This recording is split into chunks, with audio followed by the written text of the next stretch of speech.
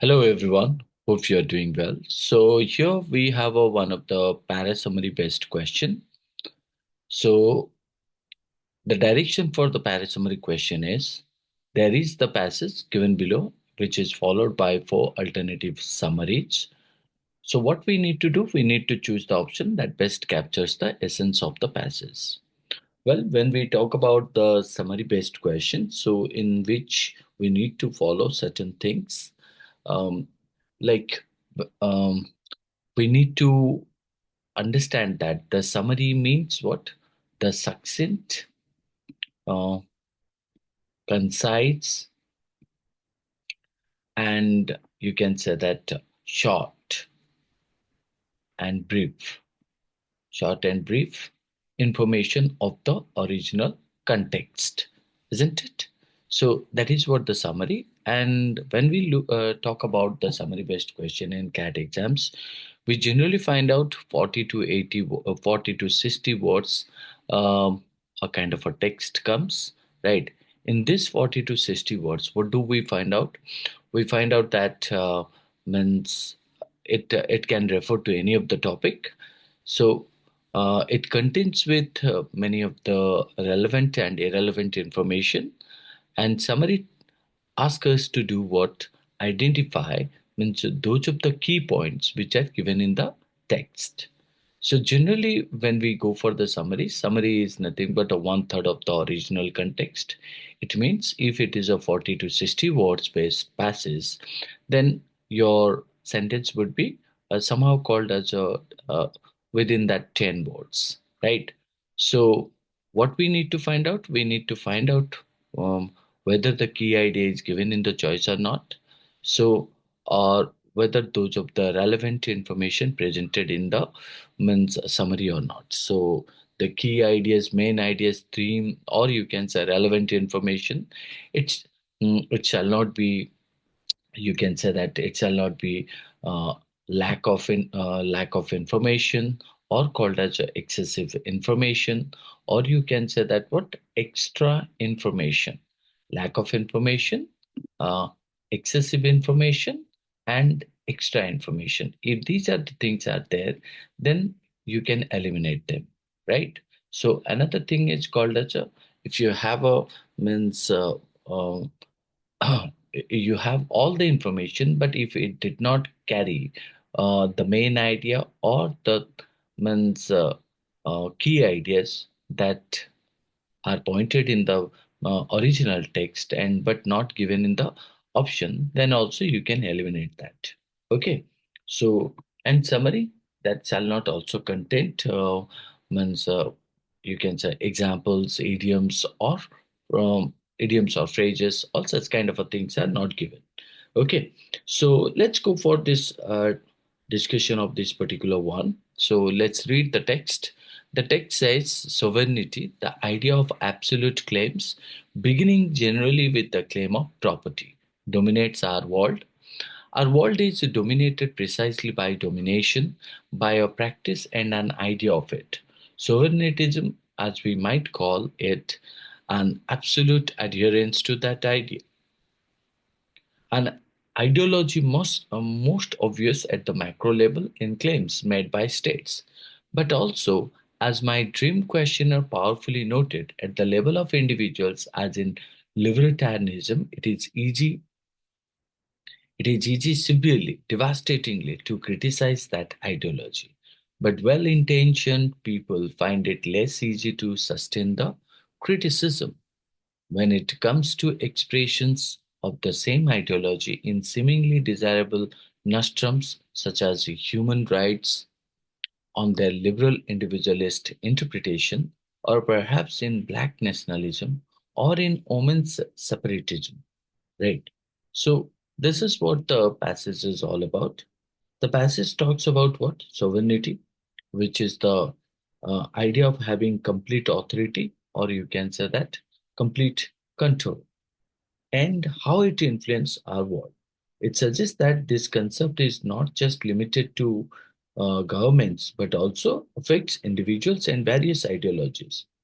The passage argues that even when sovereignty is associated with positive ideas like human rights or nationalism, it's still hard to criticize because it's you can say that so deeply embedded in our thinking, isn't it?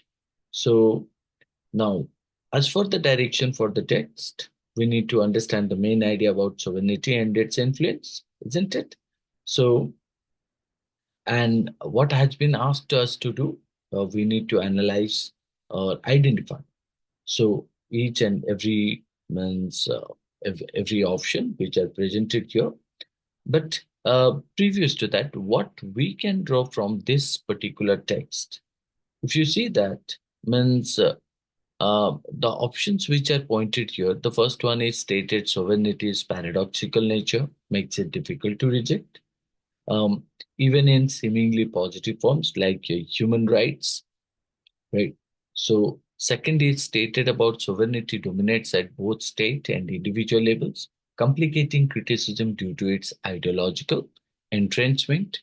And the third, sovereignty's pervasive influence challenges sustained criticism, especially when linked to positive concepts like separatism.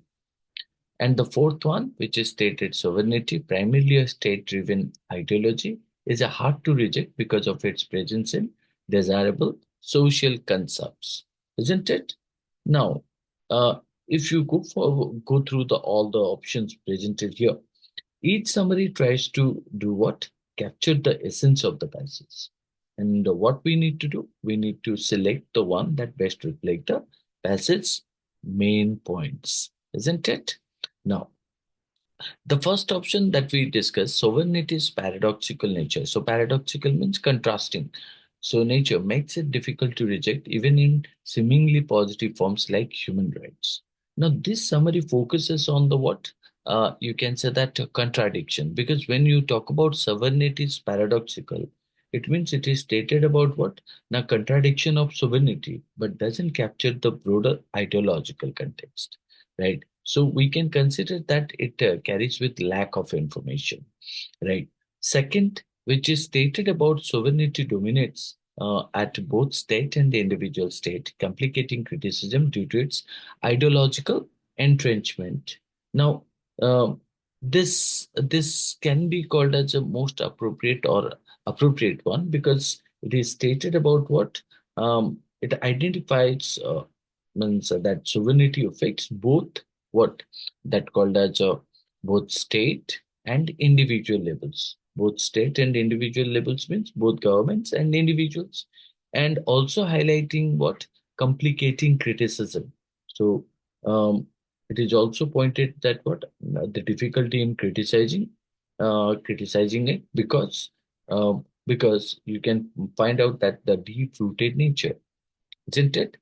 Ideological entrenchment that called as a deeply rooted nature. So in that case, we can find out option two is purely pointing to the text and concisely given all the information. But let's look at the other option, option three, which is stated about sovereignty's pervasive influence challenges sustained criticism, especially when linked to positive concepts like separatism.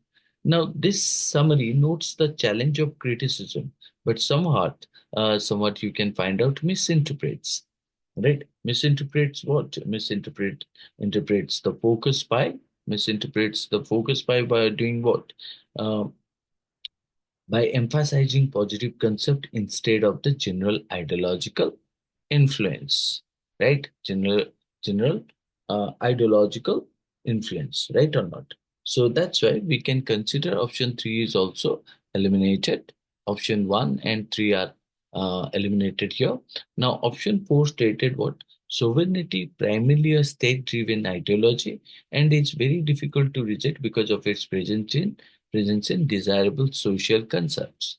Now, this summary incorrectly also limits sovereignty to state-driven ideology, and you also find out that misses the point that it is also influential at the individual level, isn't it? Individual level. So that's also you can find out um, um, lacuna of this particular statement. So hence we can find out option 1, 3, 4 are eliminated. Option 2 would be considering as the correct answer here. So hope you understood this. That's all. Thank you.